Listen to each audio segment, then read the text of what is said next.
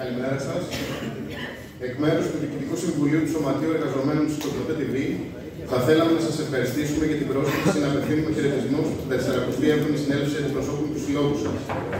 Ευχόμαστε οι εργασίες της συνέλευσης να ανταποκριθούν στις πραγματικές ανάγκες των εργαζομένων, οι συζητήσεις να γίνουν δράση ώστε να ενισχυθεί ο οργανωμένος αγώνας για την κοινή πάλη για τα σύγχρονα δικαιώματά μας.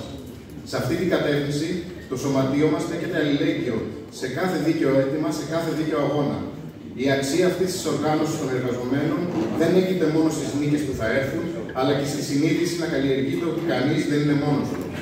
Μετά την απεργία στις 28 Φλεβάρι, 2 χρόνια από το Άγια Κλιμαστατέπη, τις μεγαλειώδεις συγκεντρώσεις σε όλη τη χώρα, τα συνθήματα ότι μεταξύ των κερδών τους εμείς επιλέγουμε να ζήσουμε, με το βλέμμα στην οργάνωση της επόμενης απεργίας στις 9 Απρίλη, μέρα με τη μέρα, όλο και περισσότεροι αντιλαμβάνονται το δίκαιο μας να γυρευτεί στους δρόμους του αγώνα. Καλή συνέχεια και καλή επιτυχία στη συνέλευσή σας.